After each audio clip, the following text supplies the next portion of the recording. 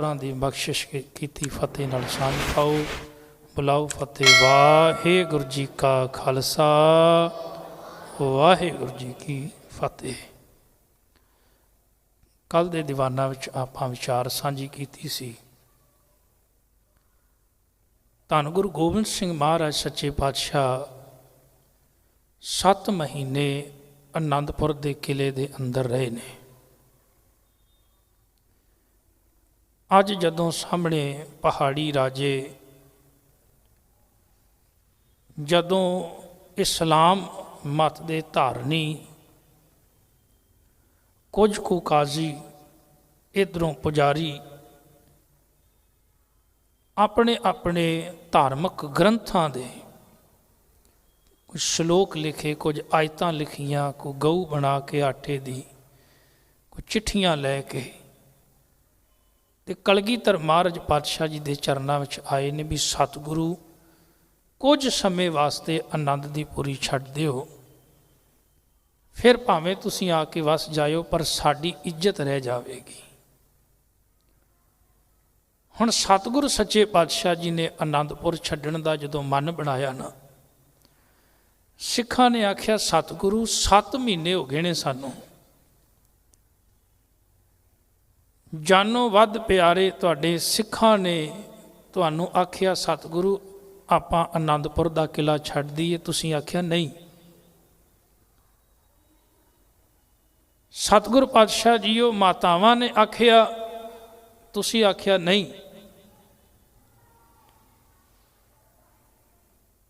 साहिबजादियां ने आख्या तुसीं आख्या नहीं छड्डना आनंदपुर दा किला, नहीं खाली करना। प्रसादी हाथी तक तड़फ तड़फ के मर गया। कई सिख शहीद हो गए, किन्नियां कुर्बानियां कर गए।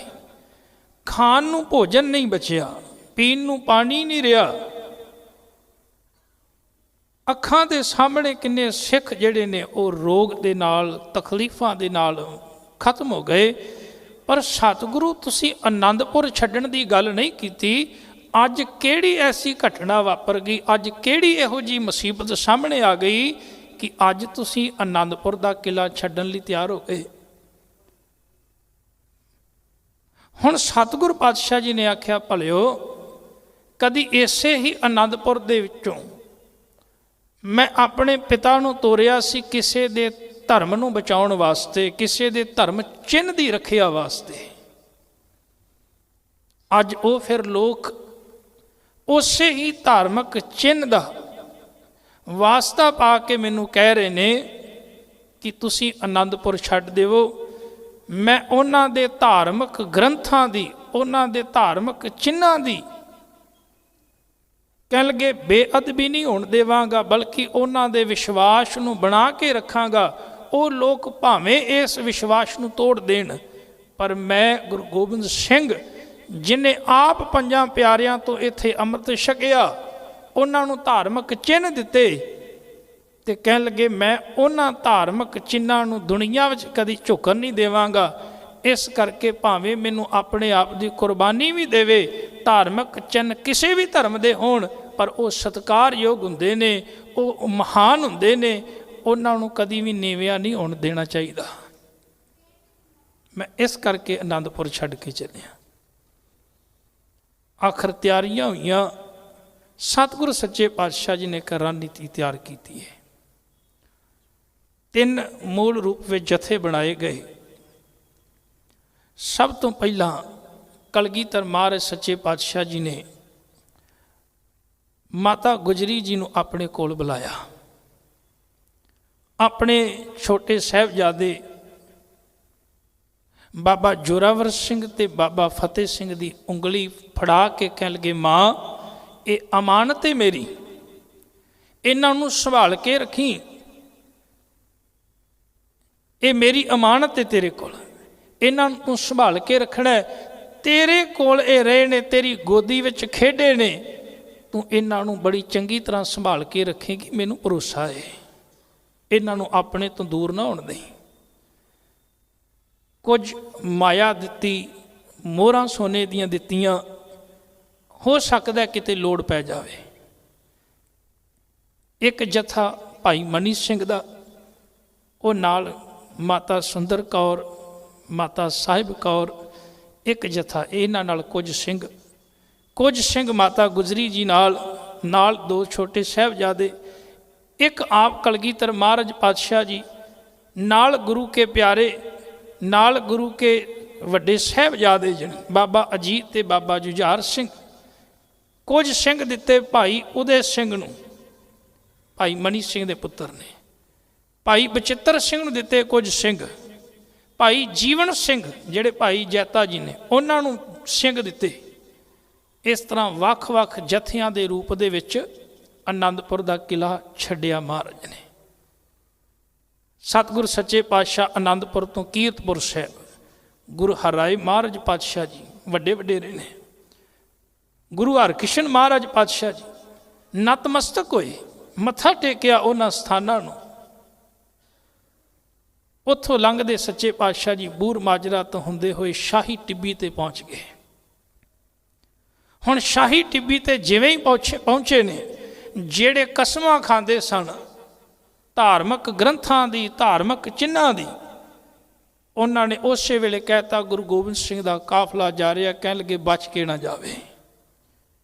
ਹਨੇਰੀ ਰਾਤ, ਅੱਤ ਦਾ ਮੀਂਹ ਪਵੇ ਤੇ ਅੱਤ ਦੀ ਸਰਦੀ, ਪੋਹ ਦਾ ਮਹੀਨਾ, ਇਸ ਤਰ੍ਹਾਂ ਚੀਰਦੀ ਹੋ ਜਾਂਦੀ ਸੀ ਠੰਡ। ਗੁਰੂ ਪਿਆਰ ਵਾਲਿਓ, ਧੰਨ ਕਲਗੀਧਰ ਪਾਤਸ਼ਾਹ, ਧੰਨ ਕਲਗੀਧਰ ਪਾਤਸ਼ਾਹ ਜੀ ਦਾ ਪਰਿਵਾਰ ਜ਼ਾਲਮਾਂ ਨੇ ਪਿੱਛੋਂ ਹਮਲਾ ਕਰ ਦਿੱਤਾ। ਸ਼ਾਹੀ ਟਿੱਬੀ ਦੇ ਉੱਤੇ ਭਾਈ ਉਦੇ ਸਿੰਘ ਲੜੇ ਨੇ। ਭਾਈ ਉਦੇ ਸਿੰਘ ਮਹਾਨ ਸੂਰਮੇ ਸਨ। ਉਹਨਾਂ ਨੇ ਚੰਗੀ ਤੇਗ ਵਾਹੀ, ਜ਼ਾਲਮਾਂ ਨੂੰ ਰੋਕ ਦਿੱਤਾ। ਇੱਕ ਵਾਰ ਉੱਥੇ ਸਤਿਗੁਰ ਸੱਚੇ ਪਾਤਸ਼ਾਹ ਥੋੜ੍ਹਾ ਅਗਾਂਹ ਵਧੇ ਨੇ। ਭਾਈ ਉਦੇ ਸਿੰਘ ਦੀ ਸ਼ਹੀਦੀ ਹੁੰਦੀ ਹੈ। ਇੱਧਰੋਂ ਬਾਬਾ ਅਜੀਤ ਸਿੰਘ, ਪਿੱਛੇ ਫੌਜਾਂ ਆ ਰਹੀਆਂ ਨੇ ਤੇ ਬਾਬਾ ਅਜੀਤ ਸਿੰਘ ਪੇ ਲੜਦੇ ਨੇ। ਜਦੋਂ ਉਹਨਾਂ ਦਾ ਮੁਕਾਬਲਾ ਕਰਦੇ ਨੇ ਤੇ ਉਹਨਾਂ ਦੇ ਘੇਰੇ ਵਿੱਚ ਫਸ ਜਾਂਦੇ ਨੇ। ਇੰਨਾ ਚਿਰ ਨੂੰ ਭਾਈ ਜੀਵਨ ਸਿੰਘ, ਭਾਈ ਜੈਤਾ ਜੀ, ਭਾਈ ਜੀਵਨ ਸਿੰਘ ਉਹ ਜਦੋਂ ਮੁੜ ਕੇ ਵੇਖਦੇ ਨੇ, ਉਹ ਆਪਣੇ ਘੋੜੇ ਨੂੰ ਠਿੱਲ ਕੇ ਵਾਪਸ ਆਉਂਦੇ ਨੇ ਤੇ ਨਾਲ ਹੀ ਬਚਨ ਕਹਿੰਦੇ ਨੇ, ਤੁਸੀਂ ਧੰਨ ਗੁਰੂ ਗੋਬਿੰਦ ਸਿੰਘ ਮਹਾਰਾਜ ਪਿਤਾ ਗੁਰੂ ਕੋਲ ਜਾਓ। ਕਹਿਣ ਲੱਗੇ ਮੇਰੀ ਤਾਂ ਹਮੇਸ਼ਾ ਡਿਊਟੀ ਲੱਗੀ ਏ ਸੀਸ ਬਚਾਉਣ ਦੀ, ਕਦੀ ਦਿੱਲੀ ਦੇ ਚਾਂਦਨੀ ਚੌਕ ਤੋਂ ਤੇ ਕਦੀ ਕਹਿਣ ਲੱਗੇ ਇੱਥੋਂ। ਅੱਜ ਵੀ ਗੁਰੂ ਨੇ ਸ਼ਾਇਦ ਮੇਰੇ ਤੇ ਕਿਰਪਾ ਕੀਤੀ ਏ, ਅੱਜ ਇੱਕ ਹੋਰ ਸੀਸ ਮੈਂ ਬਚਾਉਣਾ ਏ। ਕਹਿਣ ਲੱਗੇ ਤੁਸੀਂ ਜਾਓ। ਉਹ ਜਿਹੜੀ ਟੁਕੜੀ ਸੀ ਜ਼ਾਲਮਾਂ ਦੀ, ਉਹਨਾਂ ਦੇ ਨਾਲ ਭਾਈ ਜੀਵਨ ਸਿੰਘ ਨੇ ਡਟ ਕੇ ਮੁਕਾਬਲਾ ਕੀਤਾ। ਸਰਸਾ ਨਦੀ ਤੋਂ ਕੁਝ ਦੂਰੀ ਉੱਤੇ ਭਾਈ ਜੀਵਨ ਸਿੰਘ, ਜਿਨ੍ਹਾਂ ਨੂੰ ਕਦੀ ਮਹਾਰਾਜ ਨੇ ਆਖਿਆ ਸੀ ਰੰਗਰੇਟੇ ਗੁਰੂ ਕੇ ਬੇਟੇ, ਉਸ ਮਹਾਨ ਸੂਰਮੇ ਨੇ ਸ਼ਹੀਦੀ ਦਾ ਜਾਮ ਪੀਤਾ। ਜਦੋਂ ਸਰਸਾ ਆਈ ਤੇ ਗੁਰੂ ਪਿਆਰ ਵਾਲਿਓ, ਇਹ ਜਿਹੜੀ ਸਰਸਾ ਨਦੀ ਸੀ ਨਾ, ਇਹ ਕਦੀ ਕਦੀ ਵਗਿਆ ਕਰਦੀ ਸੀ। ਕਿਉਂਕਿ ਜਿਹੜੀਆਂ ਨਦੀਆਂ ਹਮੇਸ਼ਾ ਵਗਦੀਆਂ ਨੇ ਨਾ, ਉੱਥੇ ਫਿਰ ਬੇੜੀਆਂ ਤੇ ਮਲਾਹ ਹੋਇਆ ਕਰਦੇ ਨੇ। ਪਰ ਇਹ ਕਦੀ ਕਦੀ ਵਗਦੀ ਸੀ, ਪਰ ਵਗਦੀ ਬੜੀ ਤੇਜ਼ੀ ਦੇ ਨਾਲ ਸੀ। ਇੱਕ ਤਾਂ ਮੀਂਹ ਪਿਆ ਵਰੇ, ਅੱਜ ਸਰਸਾ ਵੀ ਚੜ੍ਹ ਕੇ ਆਈ ਹੈ ਤੇ ਗੁਰੂ ਗੋਬਿੰਦ ਸਿੰਘ ਮਹਾਰਾਜ ਪਾਤਸ਼ਾਹ ਜੀ ਦੇ ਜੀਵਨ ਵਿੱਚ 5 ਨਦੀਆਂ ਦਾ ਜ਼ਿਕਰ ਹੁੰਦਾ ਹੈ। 5 ਨਦੀਆਂ ਦਾ।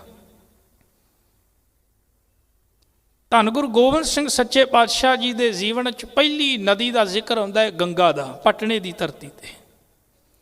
ਔਰ ਗੁਰੂ ਮਹਾਰਾਜ ਨੇ ਹਰ ਵਾਰ ਹਰ ਇੱਕ ਨਦੀ ਨੂੰ ਕੁਝ ਨਾ ਕੁਝ ਦਿੱਤਾ ਹੈ, ਲਿਆ ਕੁਝ ਨਹੀਂ। ਜਦੋਂ ਗੰਗਾ ਨਦੀ ਸਾਹਮਣੇ ਹੈ ਤੇ ਮਹਾਰਾਜ ਨੇ ਉਹਦੇ ਵਿੱਚ ਆਪਣੇ ਕੰਗਣ ਸੁੱਟ ਦਿੱਤੇ ਸਨ। ਯਾਦ ਰੱਖਣਾ, ਅੱਜ ਵੀ ਕਦੀ ਤੁਸੀਂ ਜਾਓ ਤੇ ਗੰਗਾ ਇੱਕ ਗੱਲ ਜ਼ਰੂਰ ਆਖੇਗੀ, ਉਹ ਕਹੇਗੀ ਦੁਨੀਆ ਆਪਣੇ ਪਾਪ ਧੋ ਕੇ ਤੇ ਜਾਂਦੀ, ਮੇਰੇ ਕੋਲ ਆਉਂਦੇ ਨੇ ਪਾਪ ਧੋ ਕੇ ਜਾਂਦੇ ਨੇ, ਪਰ ਧੰਨ ਕਲਗੀਧਰ ਮਹਾਰਾਜ ਸੱਚੇ ਪਾਤਸ਼ਾਹ ਤੂੰ ਮੇਰੇ ਵੀ ਪਾਪ ਧੋ ਕੇ ਰੱਖ ਦਿੱਤੇ। ਕਹਿਣ ਤੋਂ ਭਾਵ ਕਲਗੀਧਰ ਮਹਾਰਾਜ ਨੇ ਐਸੀ ਮਿਹਰ ਕੀਤੀ, ਮਾਨੋ ਗੰਗਾ ਵੀ ਕਲਗੀਧਰ ਪਾਤਸ਼ਾਹ ਜੀ ਤੋਂ ਉਹ ਕੰਗਣ ਲੈ ਕੇ ਆਪਣੀ ਝੋਲੀ ਵਿੱਚ ਉਹਨਾਂ ਨੂੰ ਸਾਂਭ ਕੇ ਅੱਜ ਵੀ ਬੈਠੀ ਹੈ। ਦੂਜੀ ਨਦੀ ਦਾ ਜ਼ਿਕਰ ਆਉਂਦਾ ਹੈ, ਸਤਿਗੁਰ ਸੱਚੇ ਪਾਤਸ਼ਾਹ ਜਦੋਂ ਪੌਂਟੇ ਦੀ ਧਰਤੀ ਤੇ ਗਏ ਨੇ, ਉੱਥੇ ਉਹ ਜਮਨਾ ਨਦੀ ਜਿਹੜੀ ਕਦੀ ਬੜੀ ਤੇਜ਼ ਆਵਾਜ਼ ਕਰਦੀ ਸੀ, ਅਸ਼ਾਂਤ ਸੀ, ਕਲਗੀਧਰ ਮਹਾਰਾਜ ਨੇ ਤੂੰ ਹੀ ਦਾ ਜਦੋਂ ਅਲਾਪ ਕੀਤਾ ਤੇ ਉਹ ਜਮਨਾ ਵੀ ਅੰਤਰ ਆਤਮਿਕ ਸ਼ਾਂਤੀ ਨਾਲ ਭਰ ਗਈ। ਅੱਜ ਵੀ ਸਿੱਖ ਜਦੋਂ ਜਾਂਦਾ ਏ ਉੱਥੇ ਬੈਠ ਕੇ ਉਹ ਸ਼ਾਂਤੀ ਮਹਿਸੂਸ ਕਰਦਾ ਹੈ। ਤੀਜੀ ਨਦੀ ਸਤਿਗੁਰ ਸੱਚੇ ਪਾਤਸ਼ਾਹ ਜੀ ਦੇ ਜੀਵਨ ਵਿੱਚ ਸਤਲੁਜ ਦੇ ਵਿੱਚੋਂ ਸਤਿਗੁਰ ਸੱਚੇ ਪਾਤਸ਼ਾਹ ਜੀ ਨੇ ਉਹ ਜਲ ਲਿਆ ਸੀ, ਅੰਮ੍ਰਿਤ ਲਿਆ ਸੀ, ਜਿੰਦੇ ਨਾਲ ਖੰਡੇ ਬਾਟੇ ਦਾ ਅੰਮ੍ਰਿਤ ਤਿਆਰ ਕੀਤਾ ਸੀ। ਚੌਥੀ ਨਦੀ ਜਿਹੜੀ ਹੈ ਸਰਸਾ, ਇਹਨੂੰ ਮੈਂ ਛੱਡਾਂ, ਪੰਜਵੀਂ ਦੀ ਗੱਲ ਕਰਾਂ। ਪੰਜਵੀਂ ਨਦੀ ਸਤਿਗੁਰ ਸੱਚੇ ਪਾਤਸ਼ਾਹ ਜੀ ਦੇ ਜੀਵਨ ਵਿੱਚ ਆਉਂਦੀ ਗੋਦਾਵਰੀ। ਗੋਦਾਵਰੀ ਦੇ ਕੰਢੇ ਤੇ ਸਤਿਗੁਰ ਸੱਚੇ ਪਾਤਸ਼ਾਹ ਦਰਬਾਰ ਲਾ ਕੇ ਬੈਠੇ ਸਨ।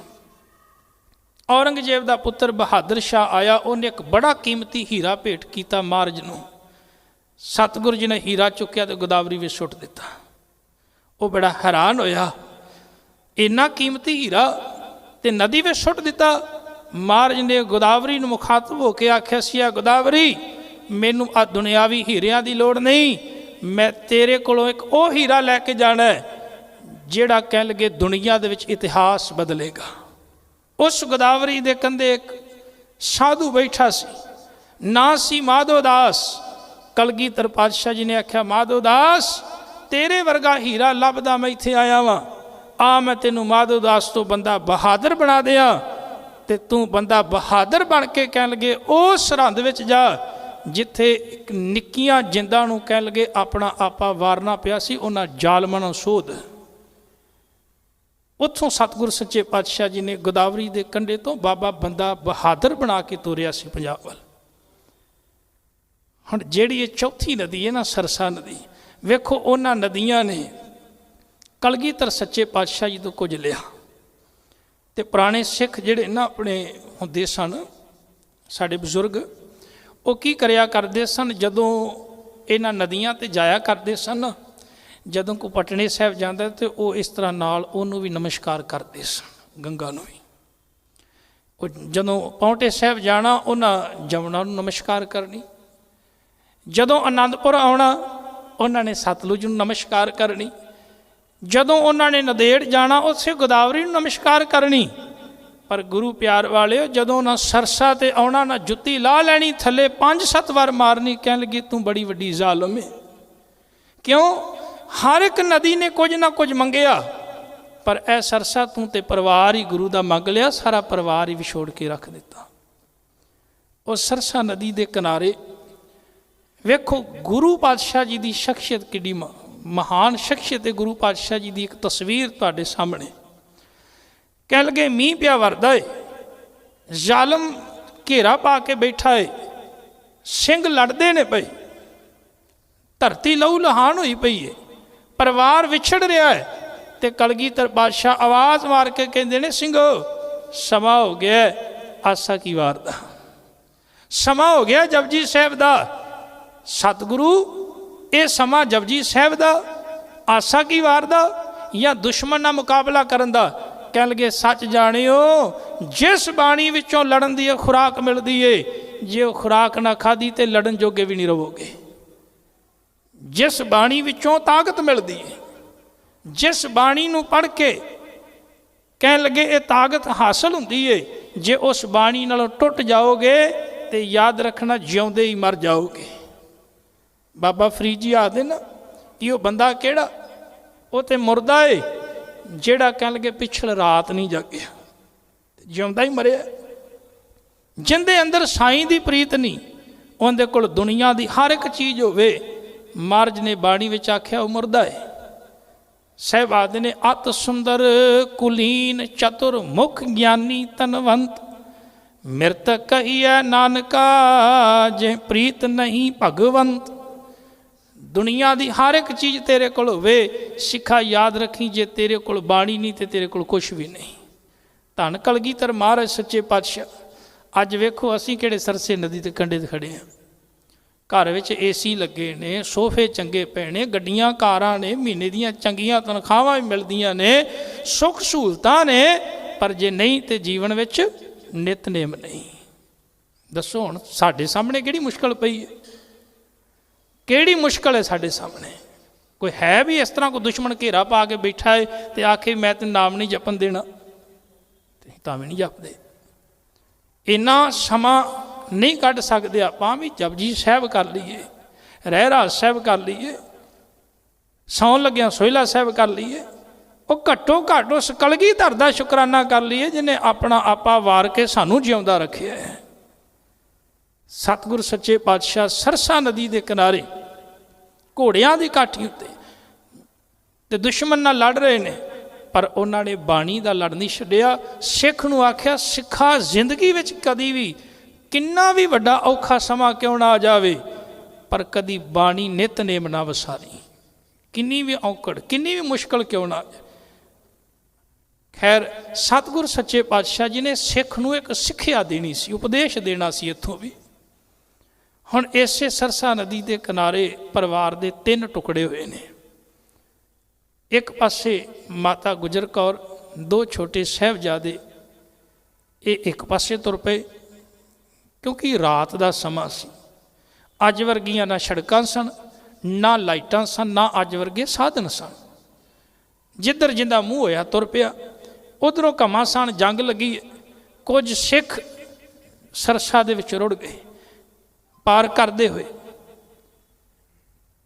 एक परिवार की टुकड़ी जिहड़ी है भाई मनी सिंह, कुछ सिख अते माता सुंदर कौर, माता साहिब कौर जी, ये एक पासे। इन्हां दा मुख दिल्ली वाले पासे होए, दिल्ली वाले पासे तुर पे। हुण इधर कलगीधर सच्चे पातशाह कुछ सिख नाल सूरमे किसी तरीके नाल पार कीती सरसा।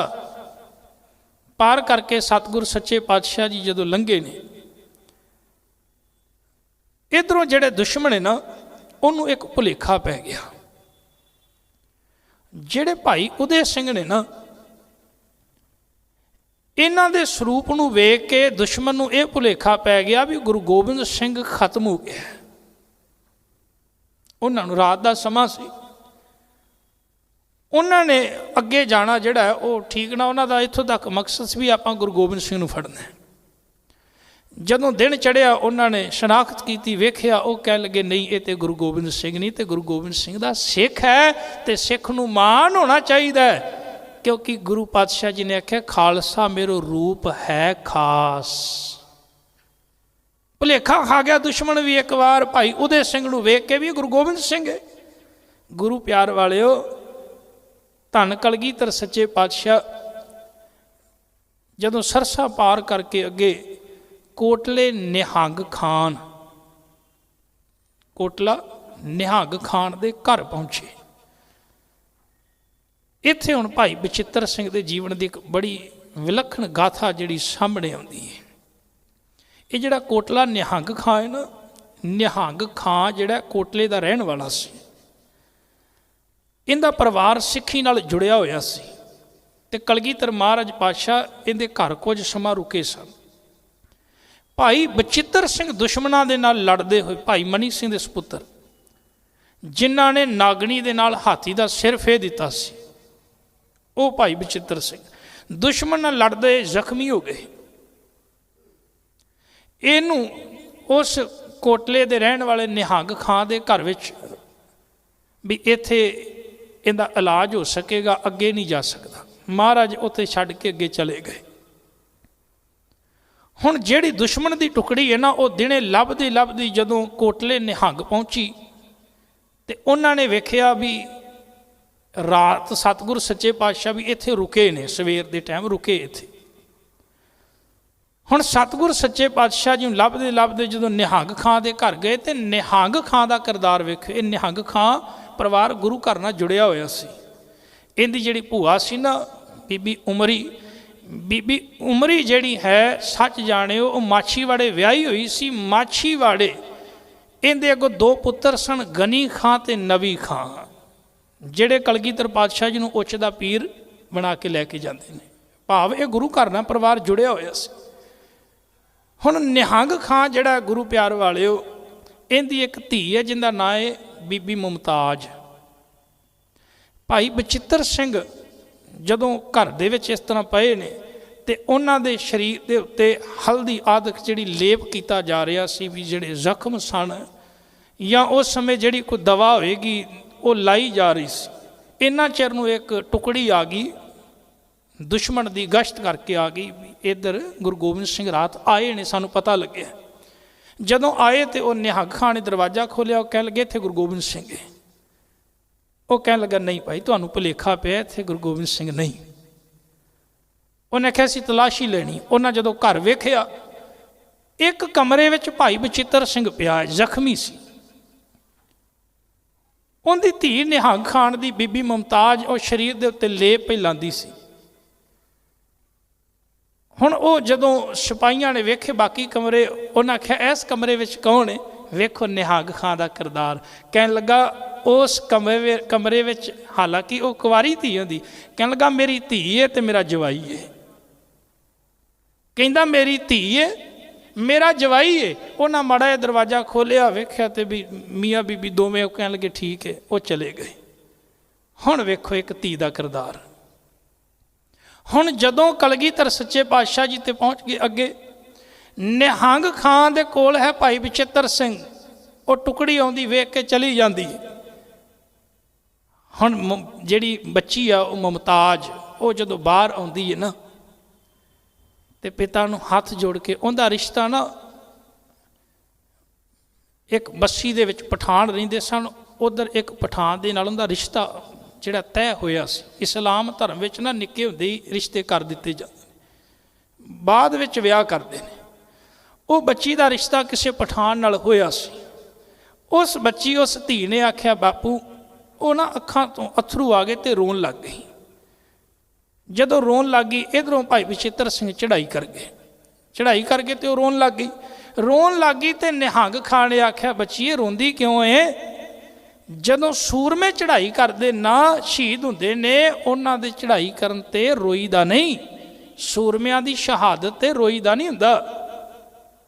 ਤੇ ਉਸ ਅੱਗੋਂ ਬੱਚੀ ਨੇ ਆਖਿਆ ਬਾਪੂ ਮੈਂ ਰੋਂਦੀ ਇਸ ਕਰਕੇ ਨਹੀਂ ਕਿ ਭਾਈ ਬਚਿੱਤਰ ਸਿੰਘ ਕਹਿਣ ਲੱਗੇ ਚੜ੍ਹਾਈ ਕਰ ਗਿਆ, ਮੈਂ ਰੋਂਦੀ ਇਸ ਕਰਕੇ ਆ ਵੀ ਤੂੰ ਅਸਲ ਦੇ ਵਿੱਚ ਇਹ ਆਖਿਆ ਏ ਵੀ ਇਸ ਕਮਰੇ ਦੇ ਵਿੱਚ ਮੇਰੀ ਧੀ ਤੇ ਮੇਰਾ ਜਵਾਈ ਨੇ, ਮੈਨੂੰ ਮਾਣ ਏ ਤੂੰ ਇੱਕ ਕਲਗੀਧਰ ਪਾਤਸ਼ਾਹ ਜੀ ਦੇ ਘਰ ਦੀ ਮੈਨੂੰ ਨੂੰਹ ਬਣਾ ਦਿੱਤਾ ਹੈ, ਇੱਕ ਸ਼ਹੀਦ ਦੀ ਪਤਨੀ ਬਣਾ ਦਿੱਤਾ ਹੈ।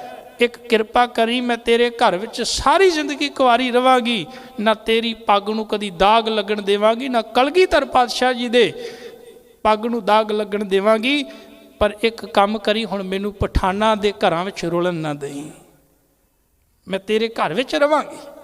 ਭਾਵੇਂ ਕਿ ਭਾਈ ਬਚਿੱਤਰ ਸਿੰਘ ਜਿਉਂਦਾ ਨਹੀਂ ਰਿਹਾ, ਪਰ ਮੈਨੂੰ ਮਾਣ ਹੈ ਮੈਂ ਇੱਕ ਸ਼ਹੀਦ ਦੀ ਪਤਨੀ ਹੋ ਕੇ ਸਾਰੀ ਜ਼ਿੰਦਗੀ ਗੁਜ਼ਾਰਾਂਗੀ।